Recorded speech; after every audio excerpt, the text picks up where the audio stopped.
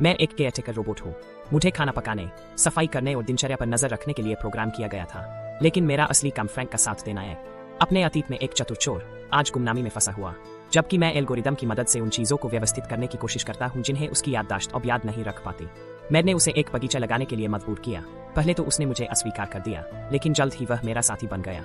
Frank को चोर के रूप में अपना पुराना धंधा फिर से मिल जाता है और वह लाइब्रेरी के नवीनीकरण के लिए पैसे देने वाले युवा करोड़पति जैक पर हमला करने की योजना बनाता है। हम उसके घर से उसकी जासूसी करते हैं, जानकारी इकट्ठा करते हैं, दिनचर्या लिखते हैं और बिना किसी की नजर पड़े सेंध लगाने की विस्तृत योजनाएं बनाते हैं। पहले तो मैं हिचकिचाया, इसे चोरी करने के लिए नहीं बनाया गया था, लेकिन उसने मुझे यकीन दिला दिया।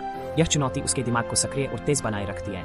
अब हम साथ मिलकर साजिश रचते हैं, गोया आदमी और मशीन, और मैं तिजोरियों को इतनी सटीकता से तोड़ता हूँ जिसका कोई मुकाबला नहीं कर सकता। मैं उसका आदर्श साथी हूँ, उसका अपराध में साथी हूँ और उस याद में हूँ जिसे वह बनाए रखने की कोशिश करता है। करोड़पति को संदेह होने लगा। फ्रैंक का चश्मा डकैती के स्थान पर पाया गया था और वह और शेरिफ उससे पूछताछ करने के लिए उसके घर आए, लेकिन वह पूरी तरह से चुप रहा। फ्रैंक जानता था कि उस पर नजर रखी जा रही है। मैंने उसे सबूत फेंकते देखा।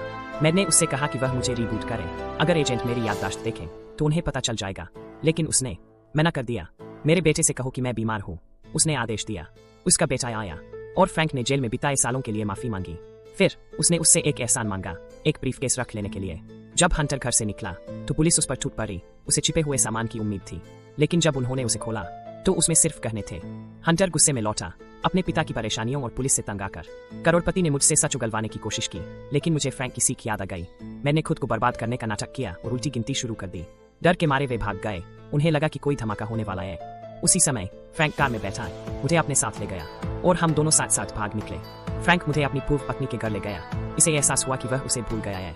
उस खालीपन में उसे एहसास हुआ कि वह बहुत दूर निकल आया है। इसलिए हम घर लौट आए, जहां हंटर और पुलिस पहले से ही हमारा इंतजार कर रहे थे। फ्रैंक ने नर्सिंग होम जाने के लिए अपना सामान पैक किया।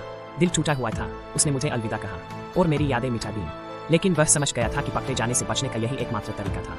जब उसका परिवार आया तो फ्रैंक ने हंटर को एक कागज का टुकड़ा दिया। ये गहने उन टमाटरों के नीचे थे जो मैंने उगाए थे।